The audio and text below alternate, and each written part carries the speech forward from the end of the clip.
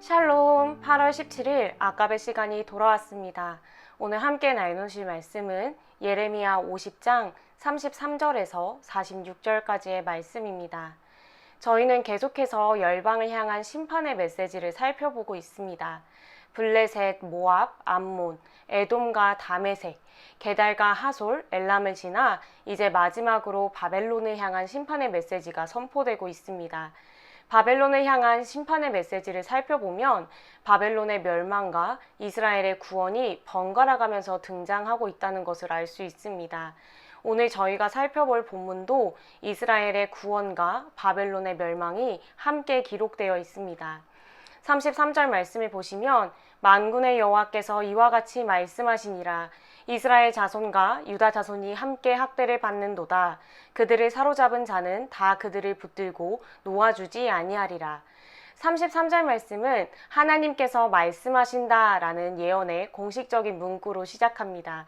그런데 예레미야는 단순하게 하나님이 혹은 여호와가 말씀하신다가 아니라 만군의 여호와라는 호칭을 사용하고 있습니다. 예레미야서에서 만군의 여호와라는 호칭은 개역개정 성경을 기준으로 하였을 때 78번, 성경을 통틀어 가장 많이 사용되었습니다. 하나님을 부르는 다양한 호칭 중에 만군의 여호와라는 호칭을 계속해서 사용한다라는 것은 예레미야서의 주제와 밀접하게 관련이 있다라는 것이기에 우리는 만군의 여호와가 어떤 의미인지 먼저 살펴보아야 합니다. 만군의 여호와는 어원적으로는 이스라엘 군대의 총사령관, 하늘의 군대, 곧 천군의 총사령관이라고 볼 수 있습니다.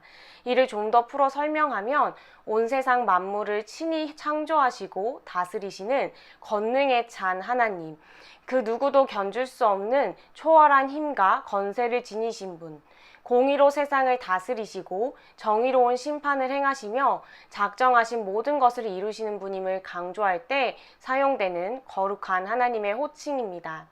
우리가 살펴보고 있는 본문이 바벨론에 대한 심판을 다루고 있음을 생각할 때 예레미야서에서는 단순히 이스라엘만의 하나님이 아닌 온 세상을 다스리시고 심판하시는 하나님의 역사심에 대해서 다루고 있음을 알 수 있습니다. 하나님께서 이스라엘 자손과 유다 자손이 함께 학대를 받는다라고 말씀하십니다. 이스라엘 백성들이 학대를 당한다라는 문장을 볼 때 대부분의 이스라엘 사람들은 먼 옛날 애굽에서 노예로 살면서 학대당했던 때를 떠올렸을 것입니다.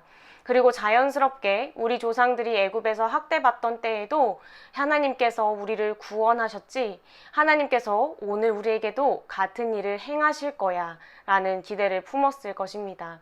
그런데 바로 뒤를 잇는 문장을 함께 보시길 바랍니다. 그들을 사로잡은 자는 다 그들을 붙들고 놓아주지 아니하리라.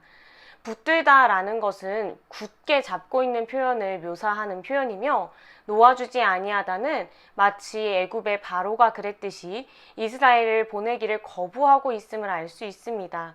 이를 통해 지금 이스라엘을 잡고 학대하는 이들이 얼마나 강한 힘을 가진 자들인지 알 수 있는 것이지요. 강한 자들에게 붙들려 있는 이스라엘이 구원을 얻기 위해서는 무엇이 필요할까요? 그들을 붙들고 있는 강한 자보다 더 강한 자가 있어야 했습니다. 34절 말씀을 보시면 그들의 구원자는 강하니 그의 이름은 만군의 여호와라.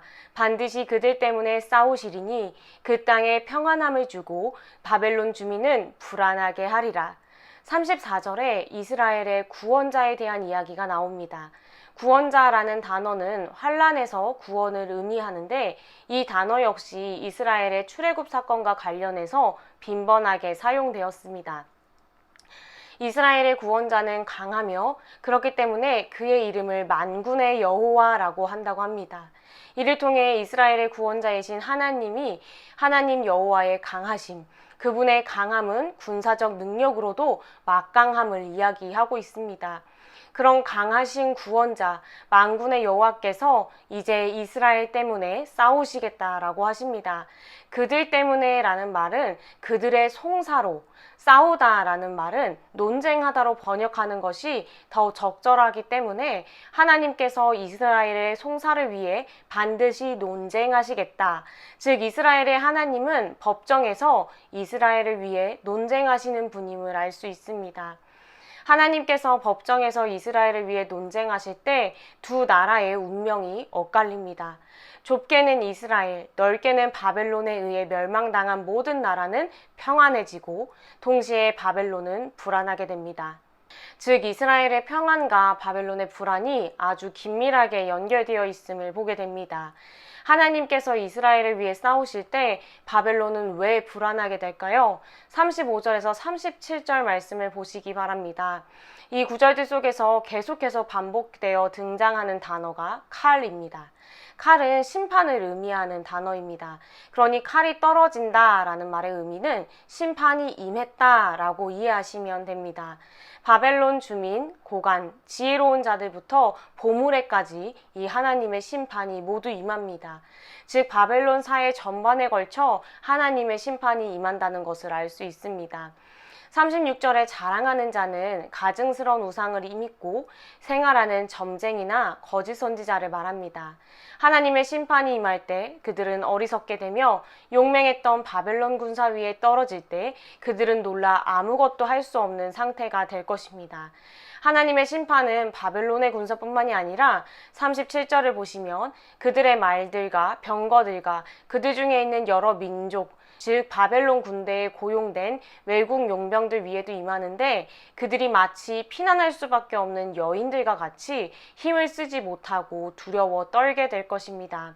하나님의 심판이 임할 때 바벨론은 약탈하던 자에서 약탈당하는 자가 되는 것이지요. 38절도 34절에서 37절의 말씀과 맥락을 같이 하고 있습니다. 가뭄이라는 단어 또한 심판을 의미하는 단어 중 하나입니다. 하나님이 심판이 임할 때 물이 마르게 됩니다.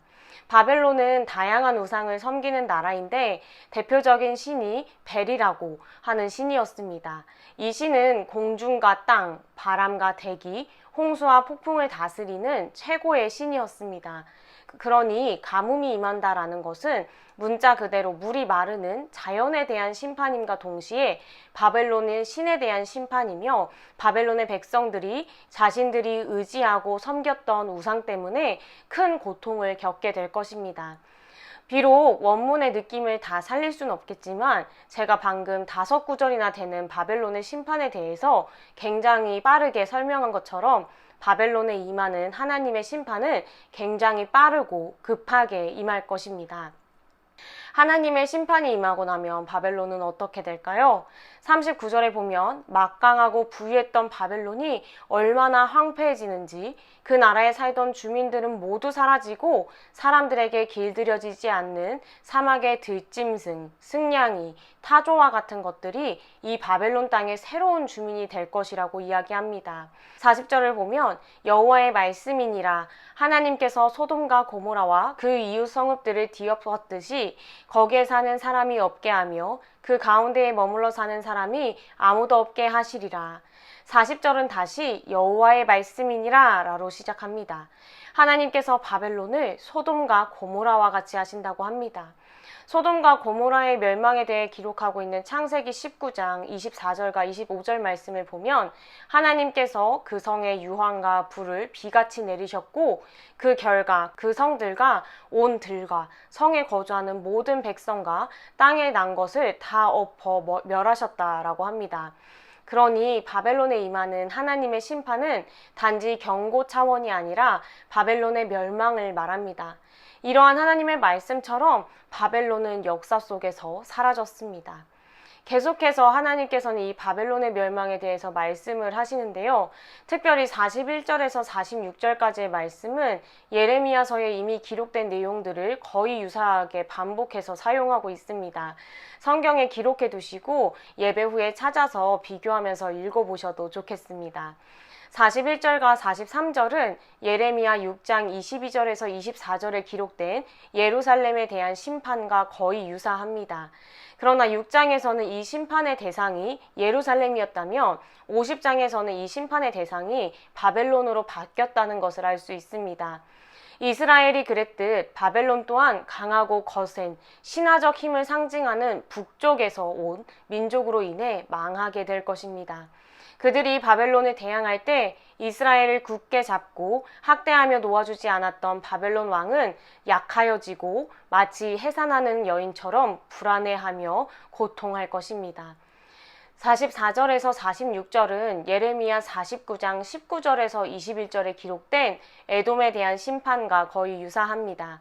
사자가 요단의 깊은 숲에서 나타나 견고한 처소, 즉 늘 푸른 목장을 치는 것처럼 하나님께서 바벨론을 쫓아내시고 하나님께서 택하신 자를 지도자로 세우실 것입니다. 앞선 41절에서 43절까지 바벨론의 멸망이 새로운 민족으로 인한 것임을 현상적으로 설명했다면 44절에서 46절은 이 바벨론의 멸망이 하나님의 행위로 인한 것임을 말하고 있습니다. 즉 역사를 주관하시는 분이 만군의 여호와이심을 보여주고 있는 것이지요. 오직 주님만이 역사를 주관하시는 분이시기에 그 누구도 하나님과 같은 자가 없으며 하나님과 더불어 다툴 자도 없고 하나님께 맞설 목자도 없다라고 하는 것입니다. 그렇게 45절은 이렇게 기록하고 있습니다. 그런즉 바벨론에 대한 여호와의 계획과 갈대아 사람의 땅에 대하여 품은 여호와의 생각을 들으라. 양떼의 어린 것들을 그들이 반드시 끌어가고 그들의 초장을 황폐하게 하리니. 바벨론을 향한 하나님의 계획과 하나님의 품으신 생각을 들으라고 합니다. 왜냐하면 하나님은 단지 계획을 세우시고 생각만 하시는 분이 아니라 그것을 실제로 이루시는 온 우주 만물을 다스리시는 만군의 여호와이시기 때문입니다. 바벨론을 향한 심판의 메시지 가운데 저희가 주목해야 하는 부분이 있습니다. 바벨론의 심판에 대해서 다양한 이유가 있겠지만 오늘 본문은 바벨론의 심판의 이유를 이스라엘과 유다 자손들을 학대했기 때문이라고 제시합니다. 물론 바벨론은 하나님의 도구로 선택받았기 때문에 하나님의 계획과 생각 안에서 이스라엘을 정복할 수 있었습니다. 그러나 그들이 마치 애굽처럼 이스라엘 백성들을 학대했던 것은 하나님의 도구로서의 본분을 벗어난 것이었습니다. 실제로 이 열방을 향한 심판의 메시지가 각 열방에게 선포된 것으로 보이지는 않습니다. 아마도 이 심판의 메시지들은 기록을 통해서 포로기의 이스라엘 백성들에게 전해졌을 것입니다. 그렇기에 아마도 대부분의 사람들은 해가 뜨면 반드시 지는 때가 있듯이 바벨론의 패망 또한 놀랍지만 일어날 수 있는 일로 받아들였을 것입니다. 그러나 이 말씀을 받은 이스라엘 백성들은 다시 한번 온 세상의 주인이 만군의 여호와라는 것을 깨달았을 것입니다. 눈에 보이는 현상에 안주하는 것이 아니라 그들은 다시 한번 눈을 들어 만군의 여호와께 시선을 맞추고 그분의 생각과 뜻을 알고 각자의 자리에서 내가 혹시 바벨론처럼 하나님이 정하신 선을 넘지 않았나 돌아보고 하나님의 뜻대로 살아가기 위해 하나님의 때를 기다리며 준비되기 위해 삶을 재정비했을 것입니다. 오늘 우리에게 들리는 하나님의 말씀도 이와 같지 않을까요?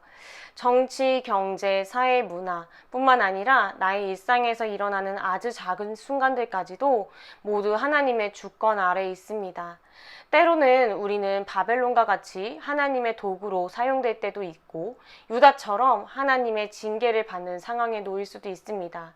그러나 무엇이 되었든 간에 그 안에서 우리는 주님께 맞췄던 초점이 흔들리면 안 됩니다. 만약 다른 곳을 향하고 있었다면 다시 눈을 들어 주님께 초점을 맞추고 스스로를 점검해야 합니다. 그리고 그분의 생각과 계획을 아는 자답게 나의 삶을 재정비하고 준비해야 하는 것이죠. 토요일인 오늘 말씀으로 내일의 예배를 준비하는 모든 분들에게 내일 드려지는 모든 예배 가운데 45절의 말씀처럼 하나님의 계획과 품은 생각이 들려지는 은혜가 있길 소망합니다. 하나님의 음성이 들릴 때에 히브리서 기자의 말씀처럼 말씀이 우리의 혼과 영과 및 관절과 골수를 찔러 쪼개기까지 하고 또 우리의 마음의 생각과 뜻을 판단함으로 우리의 삶이 주님 앞에서 뽑히고 파괴되고 파멸되고 넘어지며 동시에 건설되고 심어지는 풍성한 은혜가 있길 간절히 소망합니다. 함께 기도하도록 하겠습니다. 하나님 아버지, 오늘도 일용할 양식을 주시니 감사합니다. 오늘 말씀을 통해 만군의 여호와이신 예수님만이 온 우주 만물을 다스리시고 통치하시는 분이심을 다시 한번 깨닫게 하시니 감사합니다. 주님, 주님의 말씀이 선포될 때에 그 말씀 앞에 순복하는 은혜와 용기가 있게 하여 주시옵소서. 주님의 계획과 생각을 듣고 주님의 인도하심과 다스리심을 신뢰하며 준비되는 삶이 되게 하여 주시옵소서. 감사드리며 살아계신 예수님의 이름으로 기도드립니다. 아멘.